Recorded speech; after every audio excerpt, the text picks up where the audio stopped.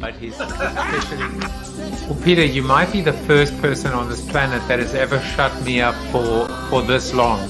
Good old Heraclitus, I tell you, that wild and crazy guy. If I came to you and I gave you $10,000 for 20% of the company. Deal. Yeah. So, is that a verbal? Younger than us, sorry to say, Joseph. What, younger than 20? Joe, we're just trying to help you because clearly you've lost control of the conversation. I never, you know what? With all due respect, I never had control of the situation. Doesn't mean I'm overgone. What doesn't kill me makes you stronger. Look at you! You are insane! How did I do that? You're insane. I have to tell you, of all the guests that I've had on my show, none have the context and the story of Sandra Dee Robinson, because today would be called 3 times a charm, or 3 strikes you're out. And the beauty of it is both Sandra and myself have probably had our 2 strikes. So we are on complete equal footing, level playing field. She probably thinks I'm the most disorganized human being in the world, and that's probably because I am. I'm like, why haven't you logged on yet? She was like, what am I logging on to? And I said, but I sent you the address. But I didn't. But because this is the 3rd time we try to get it going, so maybe I thought I'd sent it previously, but I didn't. But because I had, but it doesn't matter. It doesn't matter. I am filled with joy. I'm filled with joy because she's going to be on the show today. I'm also filled with joy because guess what? It's National Crayon Day today. It's National Crayon Day today, and that makes me feel good. Why? Because I once had a company called Crayon. That is me in Crayonville, promoting at the time, Join the Conversation. In fact, if I recall correctly, that's me, Devo Dapto, with the washboard abs. You know, it is the virtual world, of course. I had a 6-pack in the virtual world. In reality, I don't even know what I have. I have a 0-pack. A 0-pack. There you go. I have a 0-pack, and I'm happy with that. But what we were actually doing in this image was we were looking at different covers for the book. And so people were actually coming into our virtual lobby in our virtual office on our virtual island called Crayonville, and they were actually voting on which cover. It ended up being the one with all the different images. I remember the process. Not unlike the background, right? The background you see right now would be all of my guests on the show. So which is a better way to show it to you? I'm trying to figure out a better way so you can see my background right now. Probably the best way to do it is, well, you know the background. But anyway, it's National Crayon Day. It's also National Prom Day. And let me tell you, I don't even have to guess. I'm just guessing that Sandra Dee Robinson was the prom queen or the homecoming queen. It's just a guess. It's just a guess. She's shaking her head. She was Miss Pennsylvania, though, but she wasn't the prom queen. You're my prom queen. But I decided to do this because, you know, just spare a thought for our kids and how many kids have been denied their prom in 2020. And, you know, my son is a senior. Who knows what's actually going to happen this year? And hopefully he will get his prom or some semblance of a prom. So National Prom Day, and however you celebrate it, if you do celebrate it, you know, as a senior, your rite of passage, hopefully it can be meaningful. What is also meaningful, of course, is the JAFFE coin. It is sitting just over $2 at the moment. And as always, there are different ways that you can get involved in this movement that I'm building, in the JAFFE economy. The JAFFE economy is growing, and right now, and at least for the foreseeable future, all you have to do is buy one, send me one, and I'll send you back 2 in return. No strings attached. It's just a way for us to start getting this flow backwards and forwards where we can, not only you and I can transact, but you can actually interact and transact with one another with this expanding community. It's really incredible. And it is just bottom of the first. That's all I can tell you. It is bottom of the first. As far as hump day is concerned, it's not bottom of the first. It's maybe top of the third or top of the fourth. Sandra Dee Robinson is my guest today, and then Jeff Kirshner tomorrow. Different times. I'm mixing it up. I'm doing Instagram lives. I'm doing nighttime shows. I'm doing breakfast shows. I almost try to set up my roadcaster today and build in sound effects and stuff like that, but I just wasn't confident enough that I would have been able to figure it out. So I didn't, and that was probably a good thing. But expect, if not tomorrow or Friday, I'm going to do a little breakfast show, maybe, that you're going to start seeing that in action. But today we're going to focus on one person, and that is Sandra Dee Robinson. She is a charisma coach. She just oozes charisma, and I'm so happy that we were able to get this going. Let's do some birthdays. Mr. Rob Master from Unilever, John Zylstra, the devil himself, Larry Jaffe, no relation. Who else is there? Patrick Byers, Rob Rosenthal, Anthony Glynn, and Wayne Sharp, Danilo Costa, Lou Carpino, Justin Cohen on LinkedIn. I did see the show that I did 1 year ago, and I did wish all of you happy birthday. So I have been doing this now for a year. It's crazy. For one whole year of my life, I've been wishing over 5,000 people on Facebook and 20,000 people on LinkedIn happy birthday. Just a small act, a small moment, a small demonstration of a little bit of empathy, and I hope paying it forward. And I hope I was able to, in this past year, bring a smile to your dial. Well, today we're going to talk a lot about authenticity. And so I decided that today's seated soliloquy should be called Authentically Authentic. You can't fake authenticity. Now, I say that a lot. You've heard me say that a lot, especially in context with marketing, brands, and corporations. When I wrote the chapter in Built to Suck on corporate citizenship, I said, in order to be good, you first have to do good, right? And in order to do good, you have to be good. The two work together. The problem is that most corporations are not good.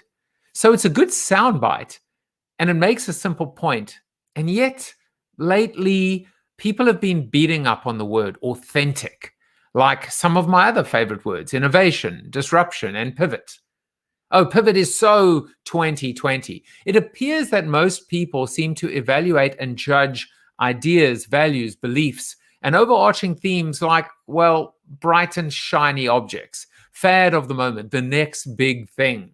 And then they get bored and move on and determine this is just a cliche or another entrant on the bullshit bingo board. Authenticity is so important right now. It might be one of the most important differentiators that will determine whether people choose to do business with you, or if they already were, stay with you. So are you a person or brand of your word? Do you mean what you say? Do you say what you do? Do you do what you say? How many walls, guardrails, and obstacles do you put up between yourself and the people around you, whether they're friends, family members, work colleagues, or customers? Have you built a hall of mirrors, or perhaps I should say a hall of smoke and mirrors, or a house of glass? Do you trade on transparency or pride yourself in opacity? I heard the other day that there are 3 types of people on Clubhouse: sellers, teachers, and listeners.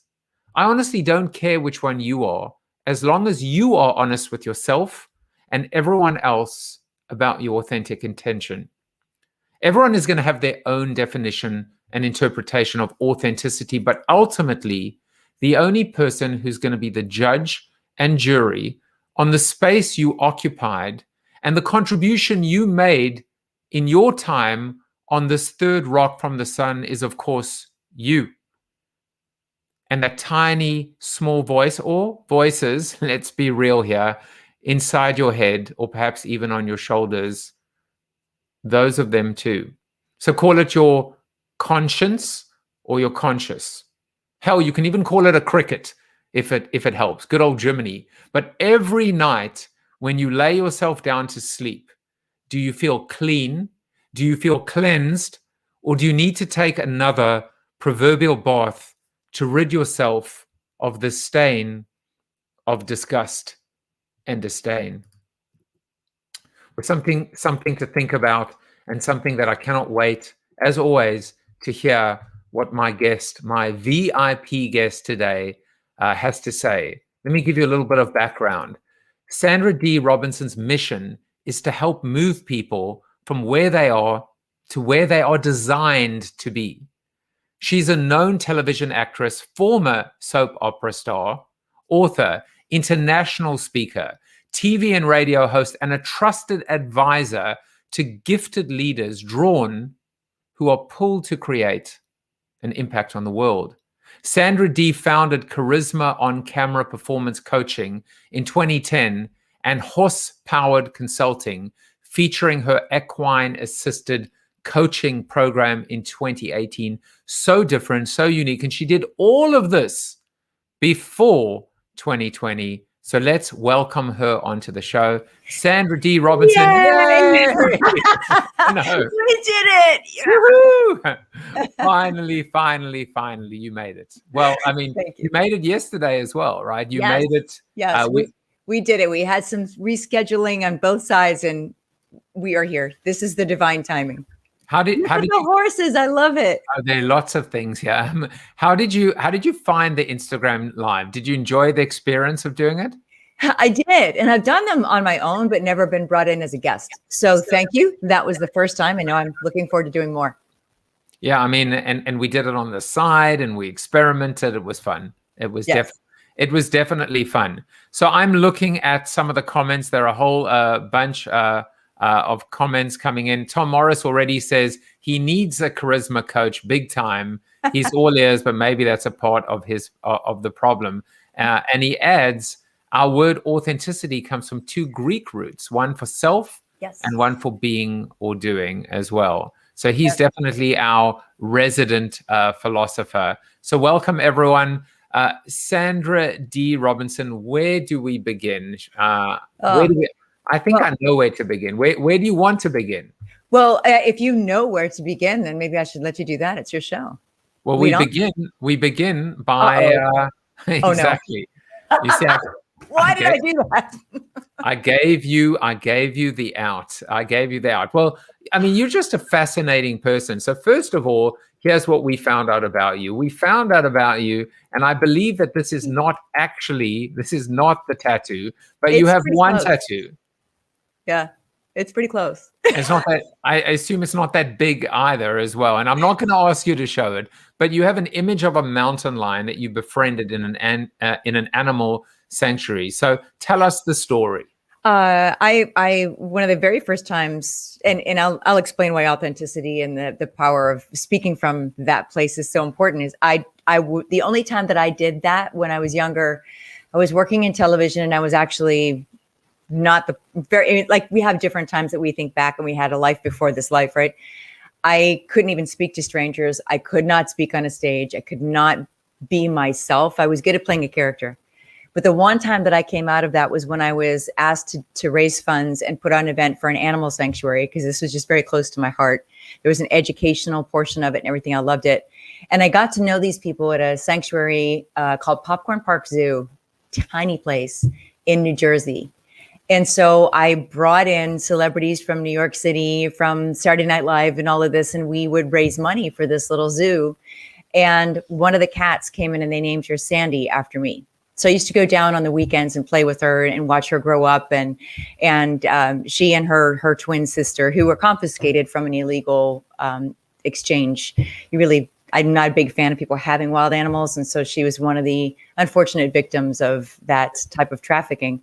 So in the end, I had to leave her, and I thought, I'm going to get my first tattoo. This really means something to me. So I put the mountain lion on my leg, and I remained single until I got into my 30s. And then Cougar meant a whole different thing. Oh my God. And so people would ask, is that a cougar? And they would, get this whole, and it was just, and I still have it. And I'm trying to figure out how I can tweak it, add to it. Anybody with creative ideas, let me know. I'm not going to get rid of it completely. It does mean something. It doesn't mean what other people thought it meant. That's all. There is a certain permanence about the tattoo, and it just is what it is. But you embrace yourself. I've embraced turning 50. It is quite liberating. And look, I tell myself that I look younger than I am, and I tell myself that. And I don't care what anybody else tells me. That's what I tell myself. That's what really matters. And you've lost a bunch of weight too, so you've got to feel better. You've got to feel good. And I cut my hair, and I did a whole bunch of things. Yes. So it's all good. Now, you in your Miss Pennsylvania, you played Brooke Logan for a while on Bold and the Beautiful, which makes you a absolute VIP in this household. But you've also, here's another thing. Can you believe this? There you are. You have had not these 3 presidents, but you've had breakfast with 3 U.S. presidents. I have. How did you swing that? I was invited to the National Prayer Breakfast, which takes place in Washington, D.C. And so I had 2 different occasions. I had breakfast with President Bush and Clinton.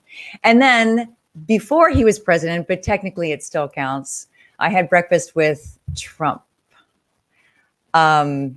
Years ago, I was with somebody that was in business with him, and we found ourselves on the yacht having breakfast with Donald Trump. So that's 3. All right. So now let's, what did they eat for breakfast? So the yacht, I assume, was a little bit more intimate than a prayer breakfast. It was, yes. There weren't 300 people in the room. It was very intimate, and I truly don't remember. I can just tell you this: it was during a crazy phase for me, so to speak. I'd been up all night, and I think we left out of Atlantic City, if I'm not mistaken, and I don't remember. I remember it was extensive, and it was lovely. And he was very, very cordial. I've met him a few times, actually, and I have to say, in person, he was very cordial. He was very nice. Well, you know what? Charisma is one of the. I had Professor Alan Lichtman, who created the 13 Keys to the White House, and he has now predicted correctly the last 10 elections, including 4 years ago and including this one. And it's amazing, and it's also amazing how the keys flip, because initially it is the incumbent is not charismatic, and then the other key is the challenger is charismatic. Yes. And it was interesting because I challenged him and I said, well, I would probably argue that the sitting president that was Donald Trump was absolutely charismatic. Yes. And his feedback was he was charismatic coming in as the challenger, but with the polarization, he had not achieved charisma, at least as defined by the key. Absolutely fascinating how just these 13 simple indicators. And the other thing that was so crazy, charisma was the only key, and the 2 of them, right? Because one is related to the challenger and one to the incumbent. Those were the only 2 keys that actually had to do with the person and the personality. Yes, the other 11 were all, external, like the economy or unrest or things that actually had nothing to do with it. It's just one of the most fascinating conversations I've had until this one. Oh, well, thank you. That was lovely. Well, it's interesting because charisma, like I said, my title, charisma coach, I thought it was ridiculous. The media gave it to me during an interview once. And I looked at that on screen and I thought, well, that's corny, but I like alliteration. So I went with it. And my first, my first company is Charisma on Camera, where I was training people to speak and be on camera and media and all of that. And so when I started my future programs, most of them had the word charisma in it somewhere. So it kind of made sense. But then I think, where does charisma and authenticity, how do they relate to each other? Because there are some people that may be considered charismatic, but are they really authentic? And my best answer for that, after pondering it for a while, was that I believe that authenticity, real, true authenticity, and I know that you even mentioned during your soliloquy that it was muddled down and overused, and it has been for quite a while. That's why I feel like it's time to really understand what the true core of your authenticity actually would be. But I think people that are in touch with that place are very charismatic. They are not necessarily the charismatic that's going to take over a stage and be, the complete extrovert. That's not actually charisma either. To me, charismatic is being a magnet for people that just want to they just want to know more about you. They want to hear from you. There's a desire for them to be near you. And I think when somebody is truly authentic and in that place where they're designed to be, there's no mistaking it. Oh, it's such a fascinating concept because there have been charismatic leaders that have certainly done some awful things in the past. But there's something. But there's something.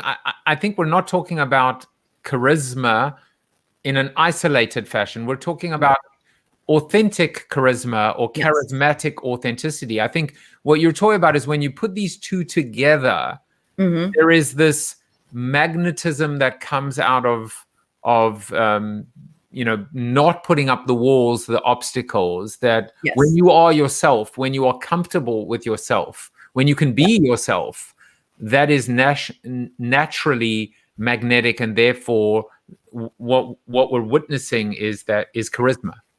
Yes. Authenticity appears as charisma. Yes. So the true authenticity, what I'm talking about is what it took me so long to actually be comfortable with. So when I said that as an actor, and you've mentioned Miss Pennsylvania, and so I went to 2 national pageants actually during that time. I was only in pageants for 2 years, but I won acting as if I was the winner of the pageant, not that I actually felt it. So the problem came when I went to the nationals. I couldn't keep that up. I let all of the interference and the negative stuff get in my head, like as you called it, the mind, the thoughts in your mind, the monkey mind or whatever that bounces around in there. And every human has that, no matter at some point, no matter what level of education and wisdom and experience and age, there will be something that brings that out. I truly do believe that. But for me as a young person, not having control, not knowing who I actually was, believing a lot of the negative things that were fed to me as a child, I became an actor so I could be anybody but me. So that was my escape.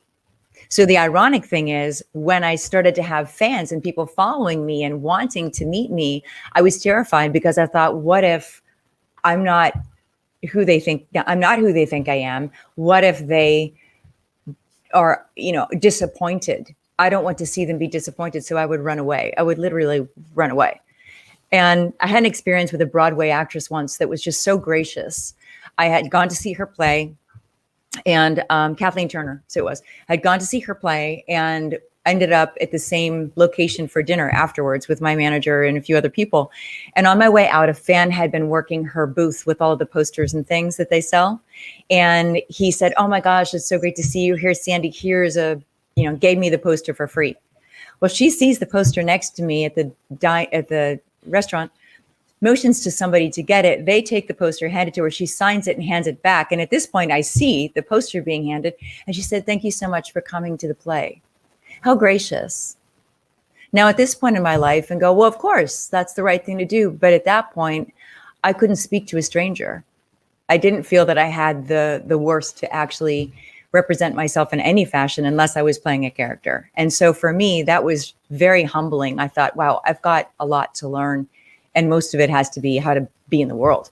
It really got to a point where it was extremely uncomfortable. And anytime somebody, even a casting director, would say, "Just be yourself," I would fall to pieces. So you can see that my journey was a long and arduous one. And along the way, the more self-empowerment, self-improvement, the more modalities and certifications and even psychologists and various modalities that I went and learned and got trained in, they didn't give me the real, not one of them was the key. It was all combined. And so that's why one of the reasons why I'm such an advocate for people understanding what their design is, because I'll have people come in wanting to be a speaker and their idea of a speaker is Les Brown or someone like that, or Martin Luther King. And they're like, I can't do that. That's okay. I show them the way that they can. Anybody can speak in public. Just have to switch around and realize where you come from with it. You may be very conversational. You may maybe the person that gets up in front of people and has a conversation with them. It doesn't matter if the room is 2,000 people, you can still do that. So that's one of the things that I love is seeing people, especially leaders, really accept who they are at the core. And I work on folks to have their actions and their literal language, the words, which are so powerful, to have them work in sync and alignment with that core. There are so many things that I want to ask you, and I'm also looking, and Tom Morris is on fire. He said the persona, Greek for the mask, the face, the role. Sometimes we have to try on many roles to find our truest one, our most authentic one. Today, a lot of people talk about imposter syndrome, and it's not some. Believe it or not, I'd actually not heard of imposter syndrome before 3 or 4 months ago when everyone was talking about it. I'd not even heard of the term. You know, you spoke about it. There wasn't a single moment. It was the combined, effect of all of these touch points and discoveries and experiences that allowed you to find your authentic self. Yes, and shake off the inauthentic one. Yeah, that was the challenge too. Yes. So who is Sandra Dee Robinson? Very nature-based. You described my mission, right? Is to help people move from where they are to where they're designed to be. That is what I'm designed to do. So when I was a child, I found truth in God, essentially, before I even knew what the description of him was in nature. And so that's where I follow what I get downloaded. And when I do that, I'm in good shape. So the work that I do with people really does light me up a lot. A lot of it, like I said, you mentioned the equine work. I do a retreat only a few times a year, a very intimate retreat with female leaders. And in that, they step into the place where most of us have a hard time of being, which is literally in the now. Horses don't have a story that they live in. They don't like your story. They don't understand it. They're right here and now. If you ask them what time it is, they say now. And that's where these leaders are kind of forced to be in a way when we're doing that work. And to me, that's really beautiful. It helps people to understand that they are okay in the moment. There's no need to worry about what happened yesterday, what is ahead of us. And with especially the women that I work with, I find that they don't take a breath a lot of times. And if you don't breathe, your brain literally is short-circuiting in small little bits here and there. So when they get out of their car at my farm, the first thing they do is look up at the trees and take a breath. And I realize that a lot of times that's the deepest breath they've taken in a very long time, because the schedule is so packed, the demands are so packed, and they don't say no. And they are perceived as successful. They have lovely lifestyles, most of them. And they are at a very respectable level of their industry and their business. But inside, there's turmoil, because if you don't have time to breathe, laying down and feeling clean and clear and being able to sleep well isn't something that actually comes all that easily. And especially with 2020, I mean, you mentioned all of the chaos around that. Then I think there is, in my mind, I'm so grateful to see this movement towards more abundance of life, more joy, more being on purpose, more understanding that we have a design and that we each have something that we are here to accomplish. And not everybody is going to seek this. I get that. But the people that are watching you, I think your viewers get it. And I think that's who they are, if I'm not mistaken. So to really search for that and step into that, I think, is how we're going to start to see this shift that so many people are desiring, with more empathy, more intuition, more joy, more sense of purpose, even in the things that we buy. You know, we had a product specialist on our show, Coffee with the Queens, and she was talking about the fact that people really do prefer, especially the younger generations, really prefer to buy something that means that if they may have to purchase toothpaste, but if the toothpaste benefits something in life, so, you know, if there's a bigger purpose to them buying it, cause marketing, if you want to call it that, they're much more on board for buying that, even if it's a few dollars more. So I think that we are really moving towards a positive place. And hopefully the discord that we see, especially throughout 2020, you talked about the separation of everybody that happened around our previous president. And I really hope that some of that gets mended with the emphasis that we have moving forward that I see. I love it. I'm just playing around in the background. I just posted or pasted below a link to Coffee with the Queens. It's the view for people that like each other and are truly joyous and authentically authentic. And who knows, they might have this king on or this wannabe king on one day. Well, we wear tiaras, but you don't have to wear a crown. I'll wear one. No, I'll totally wear one. I'm looking at also some of the comments, and Dr. Raymond Hamden said, impressive dialogue. Ms. Sandra tells the story of acting the role of charismatic. This may be true social grace, political appreciativeness. I do feel that you exude social grace as well. And I came up with, I'm going to give you credit for it because I like nothing more than coming up with new comments, quotes, buzzwords, but I always credit them to the muse that is my guest. Authenticity, this is an SDR, right? Not FDR, which was one of the presidents, but SDR. Authenticity is being comfortable in the now. And I think it is a little bit mindfulness, but I think it's also this idea that when the cameras aren't rolling, when there is silence, when no one's around, can you live with yourself? Can you be comfortable inside your own skin? You know, are you able to keep the noises or the voices in or out or whatever the case may be? And maybe that is the authentic self, right? When no one is looking but yourself. Yes. It's interesting because when you say that, it brings up, well, doesn't that have to do with being a narcissist? I saw his poster before, with being an extrovert or an introvert. For an introvert to sit by themselves is usually just fine. Does that mean that they are more authentic and adjusted? Not necessarily. But what I find is a lot of times extroverts that can't sit alone, and that used to be me. I was an introvert, but I had trouble no matter where I was, to be honest. I had trouble sitting alone because things would get in my head. If I was out and busy, then I was actually a little bit better. But I was just uncomfortable in my own skin. So I think for extroverts, sometimes I can look back and remember individuals that didn't understand their worth, and they gave their worth away regularly. Particularly, I'm thinking of women. And they gave themselves away. They did for everybody in many different levels, and they exhausted themselves, and they thought that was where their value was. That type of inability to be alone, I think, is a sign that there is that lack of really understanding their true authentic self. They're not in touch with that value that they have.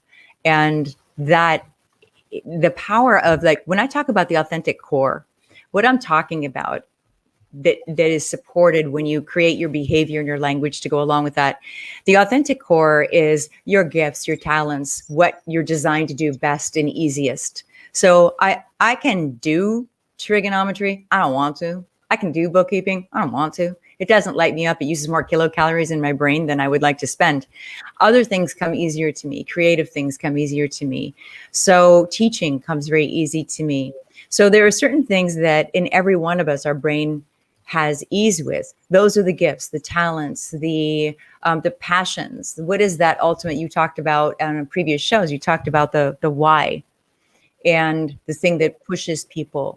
That is part of the core. And then your goals are part of that.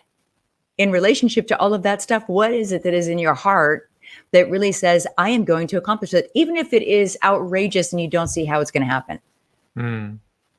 When you put your actions and your words, and again, the words are very specific and very, very important, you put those in alignment with everything, that's when stuff really starts to take action. And there'll be mistakes. There's going to be mistakes. I call them errors. And I think that that's such a blessing, because errors are actually our guidance. So, having a conversation with somebody recently about the game of golf. Do you golf, Joseph? I mean, not well, but and I haven't done it for a while, but I do enjoy chasing that little white ball around the rough very Well, much. I trust that you are kind to yourself. You must be, because I think people that play golf, it was pointed out to me, because I don't. I've been the beer delivery girl before at charity events, which is a great role for me to play, because everybody smiles at you when you show up with a cart of alcoholic beverages. But aside from that, I learned that it is actually a game of errors. And it's about just studying the error and correcting it and getting closer to your goal. And so if you think of errors as mistakes and growth, what a great thing. So understanding the core authenticity and taking action, which may be imperfect action, but then you stop, you take a look at the errors and you adjust. Well, I've got one for you. I've got one for you. Now, this could go. This is going to get deep and slightly esoteric. Yes. Here's it. If that is true, and it is true that golf is a game of errors, this is my little epiphany. When you actually hit a hole in one or a birdie or an eagle, the score is a negative. Yes.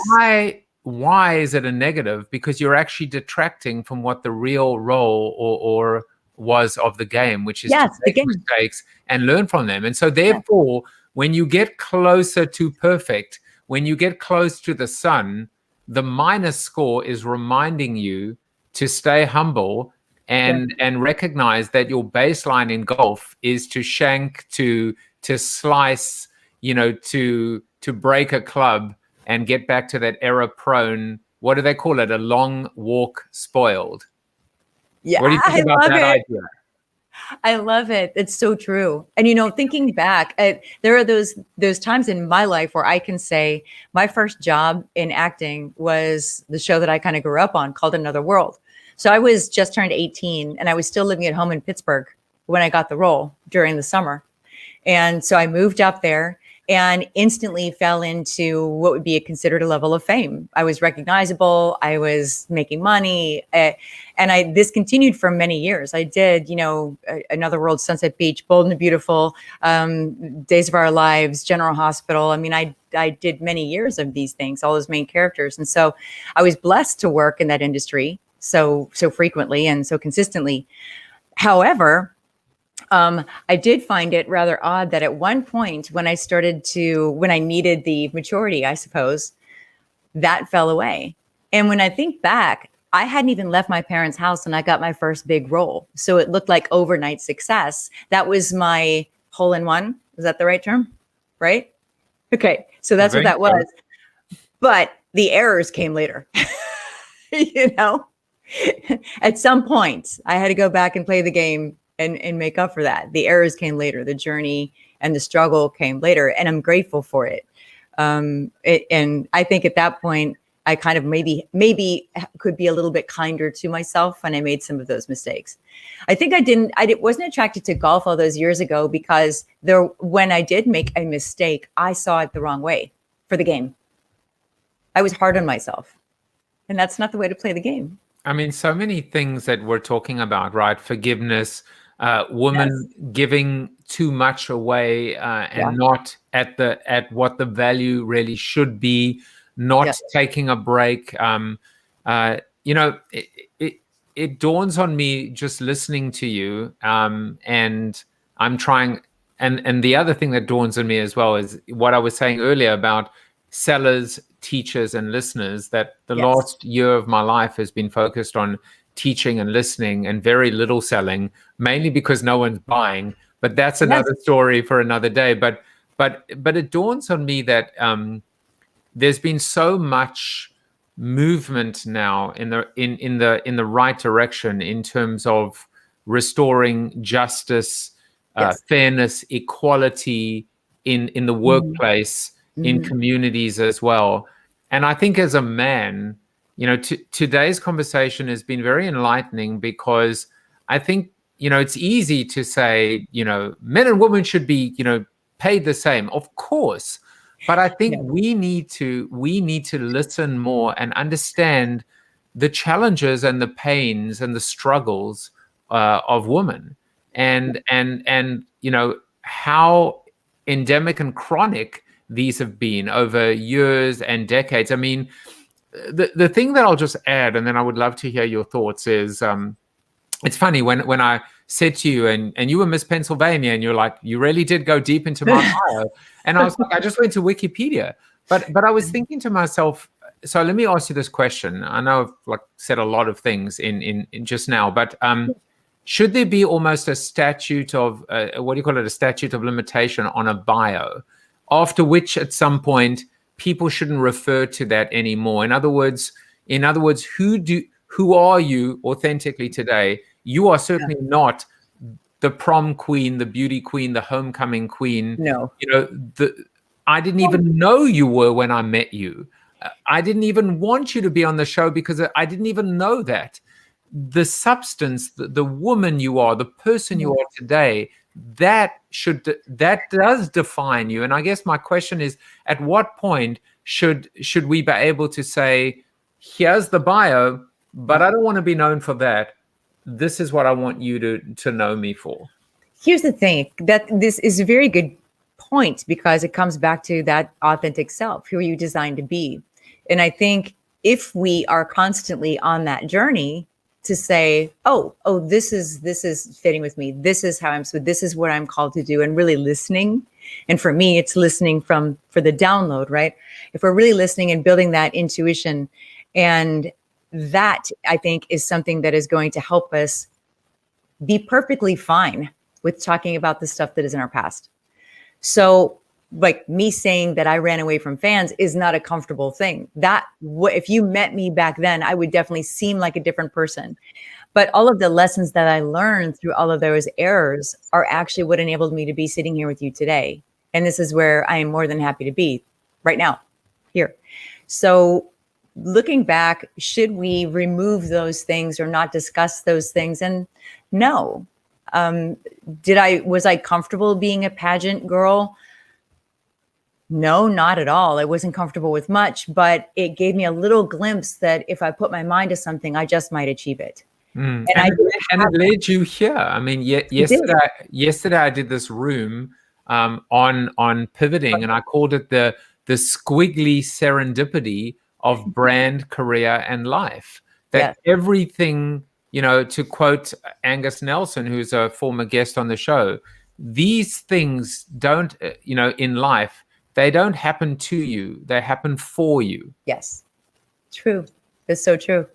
That's so true. And as awful as it may be to go through at the time, there is something that is going to strengthen you coming from that. I would venture to guess that everybody watching the show has a moment that they can think back on and think that was the worst moment. But at the same time, on the other side, there were blessings and benefits that came from it that made you a stronger person, more than likely, either physically or intellectually or emotionally. And that's another thing, is the emotions for somebody that is finding who they actually are designed to be, are able to be a little more controlled. So they don't overtake. You can actually build a relationship with them. When I was younger and I used to run away from the fans and all of that stuff and not have any way of really dealing with my emotions, they would overtake me completely. If somebody said something mean to me or told me that I was fat in public, I would go home and you know, ruminate on this and make myself sick over it, which is a complete waste of energy and completely not in alignment with who God designed any of us to be. So to be able to actually look at, okay, the root emotion of that is shame, guilt, anger, frustration, to start to look through each one of those and then realize that those are actually there to protect me. And I've done this work actually talking about fear as a protection ever since I first started teaching people how to be on camera and how to get on stage. Because stage fright is one of the biggest fears that we can have as human beings. And to be able to make friends with the thing that is paralyzing you is completely empowering and freeing. I mean, I love all this. I want to try and get to. There's so many. I knew, I was like, damn it, there's so much stuff. How I know we should. Part two. I know. As you were saying, I was smiling because this is the quote that I selected for you today. As I began to love myself, I found that anguish and emotional suffering are only warning signs I was living my own truth. Today, I know this as authenticity. It's wonderful. And you wouldn't believe who said it.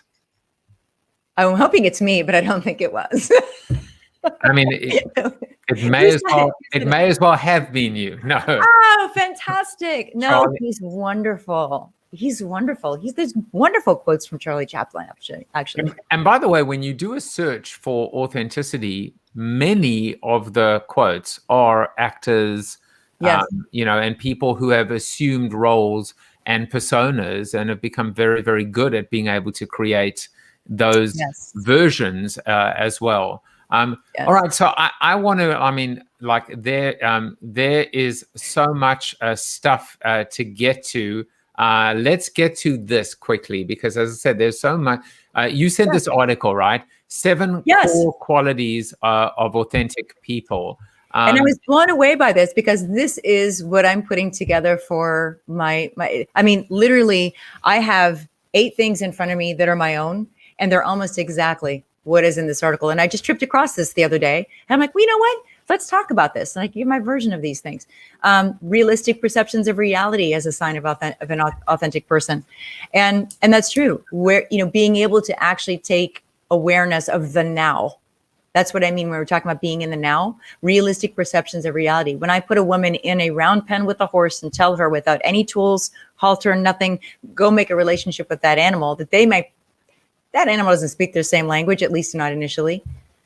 They have to figure out, okay, here I am. I'm in this situation. I have to figure out what are my strengths? How am I going to communicate? And they do that from their actual design. I will see it. They will approach that relationship as they approach other relationships in their life.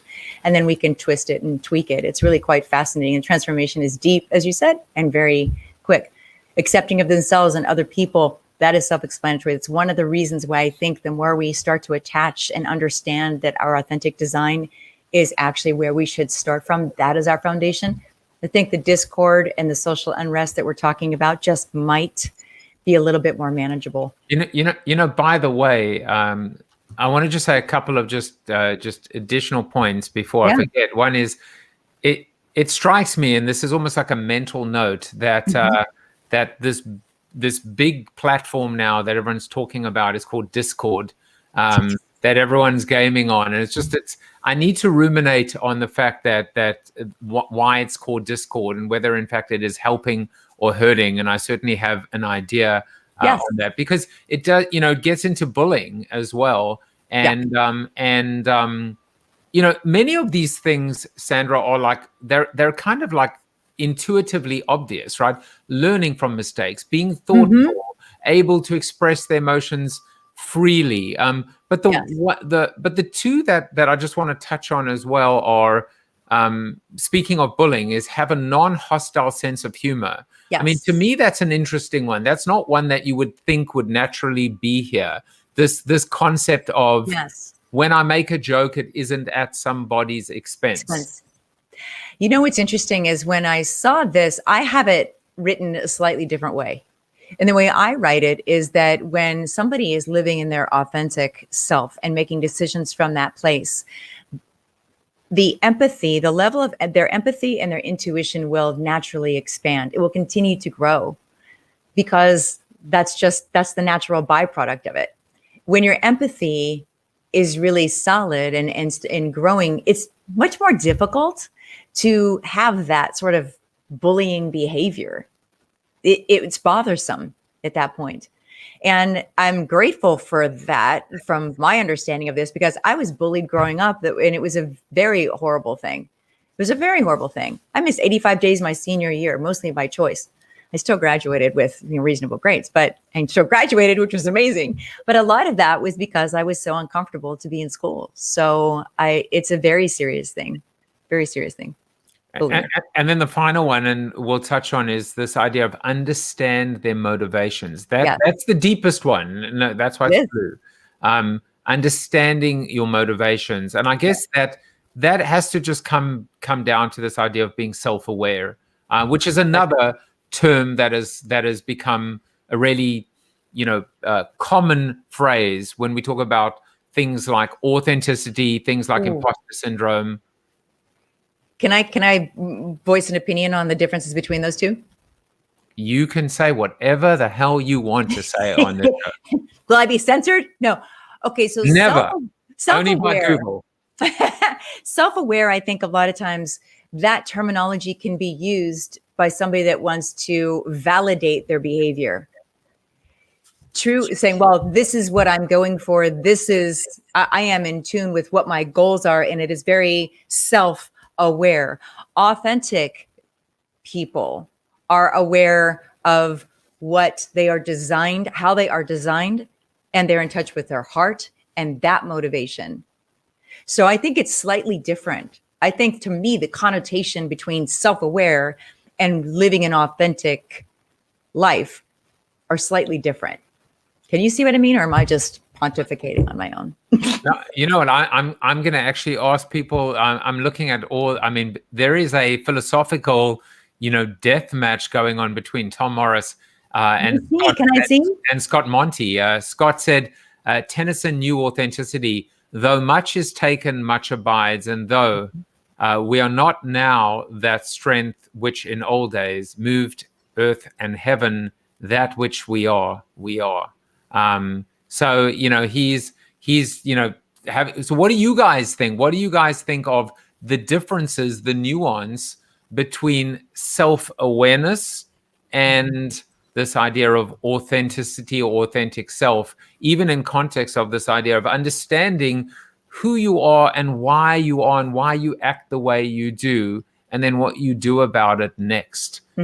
I definitely think that is one of the more interesting things. But I want to, as people are thinking about that, let's talk about a few other things. I'm just going to show this video for a little bit of an interlude, because there's so much of these things that I just wanted to get to. This is Joyly. So your chair of joy, remember, it can be anyone, any chair, at any time. So the reason that it is so important to understand the value of joy is the opposite of fear. Joy is the way that you can tap into your creativity to overcome anything that is holding you back, to overcome anything that is holding you down. And gosh knows, we have a lot of things that can hold us down. We have environments that are not really conducive to being joyful, but yeah, we have to find joy within there. We have people that maybe make it hard to be joyful, but we can still find that. That joy belongs to you. And so I highly recommend that you come and sit in the chair of joy or your own chair of joy every single day, because when you can tap into that moment of peace and presence with all that is joyful around you, that's going to help you so much in your productivity, your creativity, your relationships, and just being. So we're going to bring it all full circle, right? Because we're talking about know thyself. We're talking about authenticity. We're talking about self-awareness. We're talking about the chair of joy, which I love. We're talking about charisma. We're talking about Zoom charisma as well. Yes, you're helping. That's a freebie. That's a freebie right there. Yeah. I will provide links, and then finally we're talking about the ultimate, which is what you've been doing in terms of helping people and women, find this peace, this mindfulness, and I think this appreciation for and this ability to just experience present joy. So help us bring all of this together. You can jump in any direction you want, whether it's Zoom, whether it's you tell me. The video that you just played, that is a movement that a close friend of mine is doing, and I'm closely working with this organization, creating a movement of joy and understanding of joy throughout the corporate world, hoping for that, as I like to say, the ripple effect that comes from the leaders and coming into the communities. And the idea of joy is it's more than happiness. And I've done 24 hours of happiness streaming and all of that stuff for World Happiness Day. And there's value to that, but happiness is fleeting. It's a temporary thing. Joy can be found. And the reason that I love seeing this movement and supporting this movement for Joyely is that it directly correlates with what my mission is to bring people back to that, where they are designed to be, by truly understanding the power of being in the authentic self. Because when you are there, you also realize that joy is yours to have. And so if you investigate Joyely, they talk about the chair itself and how you can have a chair at home that you can sit in and actually go through this almost like a meditation process and raise your vibration, so to speak, actually slow your thought processes down and increase your focus on what it is that you're doing, and raise your dopamine in your brain, and actually become quite content and happy as you're moving into your day. So it's a very wonderful way of working with your emotions in whatever situation that you're in and finding that joy. So I love to see movements like this, and I love to support them. So that's one of the reasons that she's one of the things that I put out today. That's why Socrates urged, know thyself. Absolutely. It is part of authenticity. I just hope that self-awareness is, in some ways, is not used as a, like I said, a way to validate somebody's behavior that may not be in alignment with who they actually are. So I appreciate that, Tom. Now, Sandra, Yeah. this is a at 56 minutes, this is a tough question to answer quickly, but I think Glenn will be in the Zoom after show, and we can Yes. continue having. There's so many wonderful intersecting themes, including, by the way, we can go deeper into Zoom charisma. And I'll provide links. That's an easy thing. Yeah. And I'll provide links. But Glenn asks, how do you help someone with depression find the joy? And so what do you think about that? I have some experience with depression. It's one of the reasons that I was so, I'm a bit of what you call a brain nerd. And part of that reason is that I see so many people, the number of people that are on antidepressants is absolutely mind-boggling compared to 10 or even, God, we look 20 years back. It's completely mind-boggling. And I found for me to gain control of those emotions was actually, once again, I hate to go back to this, but tapping into learning more about how I was designed and realizing that I did have a sensitivity for certain things, that I was being affected by the bullying. And it wasn't until I was actually, and I just helped somebody with this, a woman who was in her 50s. And I could tell from her language that she was in this defeatist mentality. Very few people could tell, but like I said, I'm very specific on words. And I could tell that. And she was battling depression. Now on the outside, you can see this. And in one conversation, I brought her around to realizing that she had been favored in the past. And she said, yes, I have. I said, I bet that this is what I see of you. Have other people told you this? And she'll say, yes, they have. I said, so you seem to be settling into that as I'm saying this. And I told her that I saw her being very queen-like, very royal. And she said, yes, I have been told that. And literally you can see her settling her body into it. And it's just from that would be a starting point. If somebody is dealing with depression, to actually go back and help them find their gifts, help them find the thing that lit them up when they were 6 years old.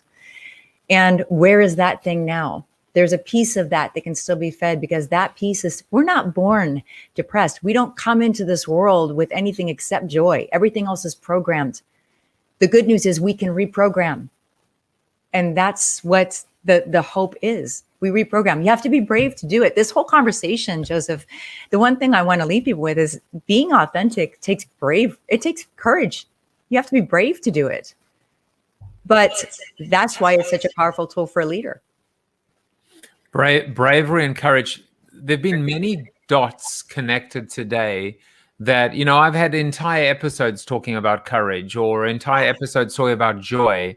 Yeah. But never really with authenticity being this red thread or this common thread. And it also strikes me, by the way, that happiness, when you talk about happiness being fleeting, happiness is kind of, going and opening up the fridge, which mine's not working because the fridge broke, and taking an entire tub of ice cream and eating it in order to feel happy temporarily. Yes. But of course, momentary.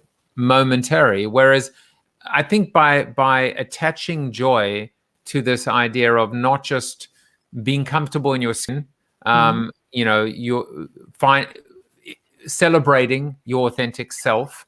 And then, of course, not for nothing, the word design certainly does imply something bigger than you, a higher power, whether you're even religious or not religious. It does talk about the fact that there are forces and energies in play that are kind of the best we can do is figure out how to navigate in this uncontrollable current that is life. I want to leave you guys with my personal reflection of you and my perception of you.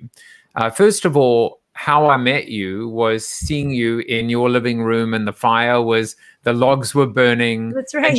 And just seeing you in a place in your own home that gives you joy. And it wasn't on a Zoom networking event. But when everything went, to hell in a handbasket with your first appearance and your second appearance, and then you were traveling and then you weren't traveling, the empathy that you displayed, how you texted, you said, can we get on the phone? I haven't seen someone make such an effort to kind of make it right and make it whole. And I kept on saying it's totally fine. And the reason why I didn't even just jump on a phone call with you or text is because I was just so overloaded with trying to find the replacement and everything. But I was so touched by the fact that, after as the old saying goes, right? Fool me once, shame on you. Fool me twice, shame on me. Normally, if it happens to me twice, it's the one time I go, you know what, I'm done. But the opposite happened with you, which is I will go to the ends of the earth to figure out a way to make it happen. And it turns out that we had that moment when a guest canceled on me, and shows you one door slams, another one opens. So I just want to thank you so much. Sandra Dee, we did not even get into the most important part of this whole conversation, which is why did your mother what was going on with that? You may as well just tell the story. Look very at quickly. that. That's amazing. So yes, people say, is Sandra Dee the your born name? I said yes. My mother was an interesting character. Part of my struggles and my wonderful journey came from her. She denied that we were named after the actresses, but I did, make her trip up at one moment. So I do know now that I was named after Sandra Dee, the actress, and my sister after Vivian Lee, because my mother loved Gone with the Wind. So there you go. Well, I'm sure many parents are going to name their kids, their daughters, Sandra Dee, after this Sandra Dee. Sandra, thank you for joining me today. I'm going to just put a few ways that people can connect with you. Yes. On Twitter, on Instagram. You can watch our riveting Instagram live, which was fun. It was fun. It really was fun. With the dogs in the background. Yeah. The dogs and cats living together. Clubhouse, LinkedIn, Facebook. You can find out more about it, but it is an exclusive invitation-only retreat for women. You can subscribe to Coffee with the Queens. I just love what you're up to right now, and I hope this will not be the end of this jester and that queen coming together and talking about things of substance and meaning. Thank you. Thank you so much. It's been such an honor to be here, and thanks for the comments. Thank you, Tom. I see you commenting. I don't see them all, but I see you. Thank you. Yeah, well, you'll see him. You'll see him now, and we always end, of course, with Chuck Norris, who gets to determine if the guest was a hit or a miss. You are Chuck Norris approved. All right. No shock there. We'll see you in the Zoom after show, and I'll be back tomorrow with Jeff Kirshner. Take care, everyone. Bye-bye. Thank you for watching the show about hope, positivity, optimism, and if there's time left over, a little bit of marketing with your host, multiple author, and global keynote speaker, Joseph JAFFE. If you like the show, tell a friend or two. Please subscribe to the show. And if you want to get inside news, previews of upcoming guests, and much more, visit josephjaffe.com/subscribe to sign up for the show's newsletter. And despite the best ministrations of your wife, you still look ugly.